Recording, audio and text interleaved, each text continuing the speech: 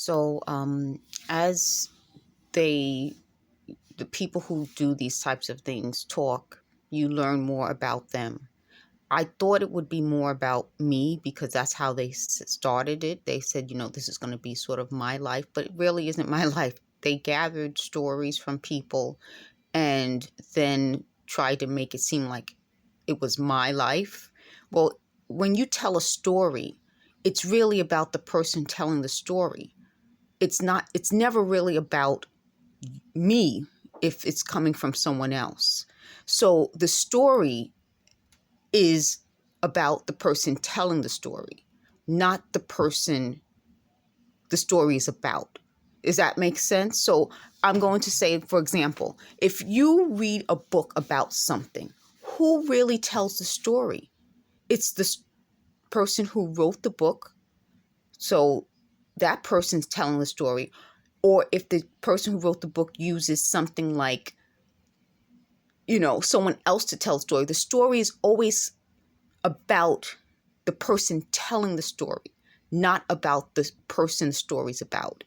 And that's my point. So they said this was supposed to be something where they were going to get money for this to make it seem like they always followed me, that they were the ones giving me ideas. So they said they were talking. The reason they installed this in the apartment was because I was working on the Bella Soul at Fashion Fun Femme Twitter account, and I was doing things politically.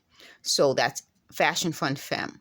And that they were the ones telling me what to write, which I said is a crime. If I'm trying to tell these people, but I think you folks understand better. If you are foreign and you're trying to get an American citizen to write certain things to sway politics, that's a crime.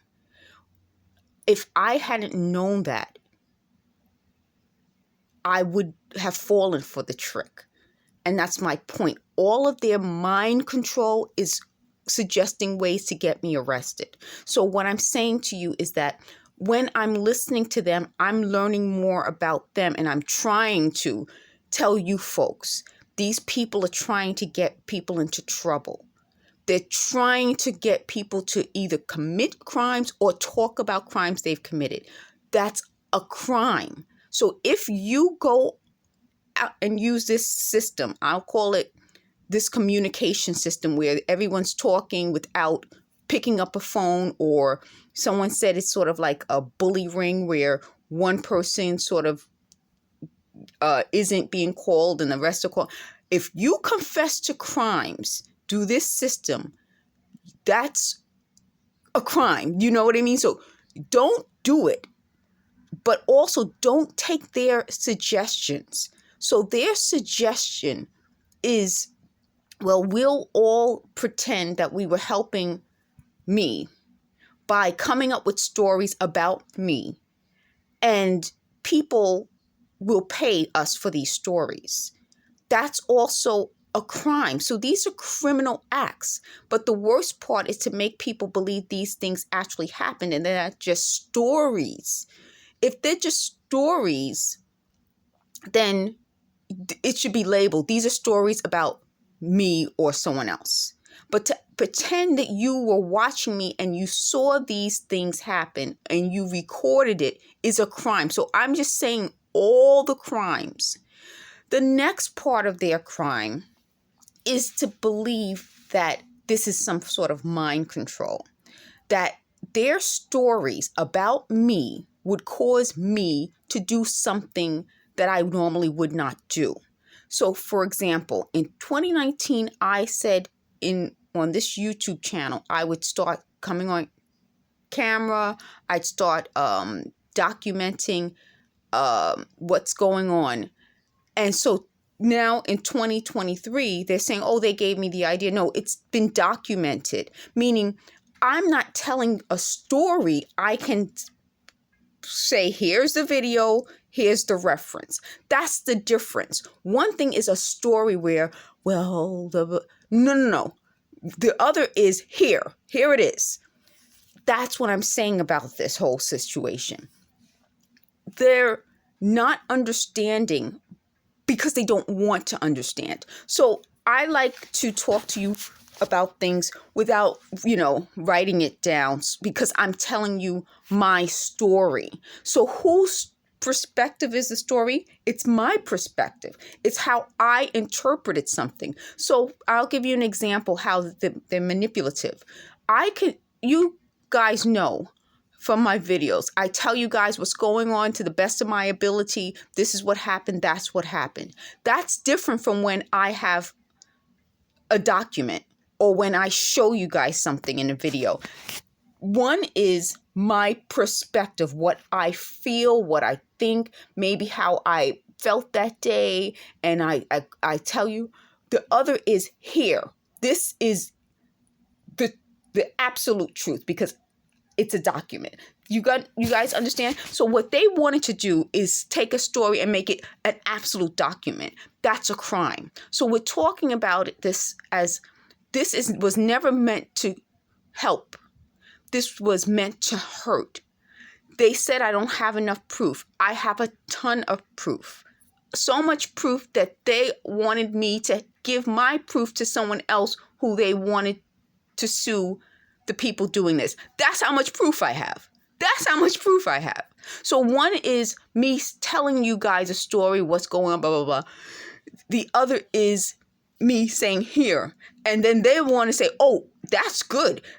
Could I use that? Do you get what I'm saying? So the whole point is, this shows you how these folks are. I'm not giving you my opinion. I'm not telling you a story. I'm showing you documents. The story I tell you are stories about my life, because I don't want them to tell the story. They would have gotten it from me. Okay, so they said the next thing they did was, oh, we will talk to you. You cannot make this shit up. We will talk to you every night so that we can influence your behavior. Don't you have anything better to do at night? I know when I was younger, I had better things to do at night, and I wanted to do it. And that's my point. So they said, I'm telling you that this is what they say. We're telling you there's no Calvary.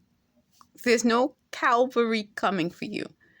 Even that is a phrase that when you listen to what they're saying, you learn more about them.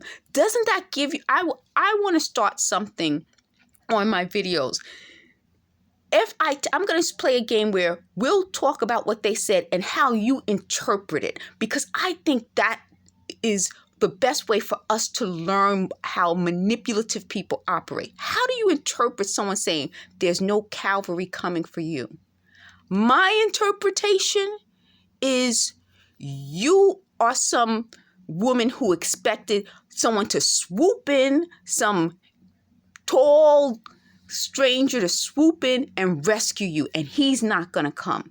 And that's not what I would have expected, but it tells me more about them, because I told you that was the whole setup with them. It's always the idea that they're going to find me a man. Oh, somebody's going to rescue me. Oh, so it was always love, the idea that I would be swept off my feet by some tall, gorgeous man and he would rescue me. That was the mindset they wanted me to have. I'm 49. I'm too old. The other thing is religion. Again, the Calvary, the idea that there's a religious thing that's going to happen. We would just be waiting for some major event to happen where something will happen and it will rescue everyone. That, again, is so manipulative. And that's what I'm trying to tell you folks. I'm interpreting what they're saying. So I'm going to start a new feature on the videos, interpreting what manipulative people say. So they said there's no Calvary coming. They said the guy from high school, he's not going to come to rescue me. So I better not wait. So I would have just been waiting in their imaginary world, waiting around for some man to come to my rescue, some Calvary to come to my rescue. The reality is that wasn't what I was doing before, and I'm not doing it after. So let me just go over, and I always like to give you guys a bonus at the end. So I just want to go over, we're going to start talking about how their stories reflect who they are. I'm going to start interpreting what they say. So the interpretation of the day, and I hope I remember to title this video that. Interpretation day, there's no Calvary coming. And then the last bonus I want to do is talk to you really fast about why worrying about my hair is such a big deal. So they're like, oh, here's your hair again. You're going to do your hair. That goes into this idea of me trying to get beautiful for this Calvary. I slept in this, just to let you guys know. I'm supposed to do videos and get beautiful for the Calvary. Why?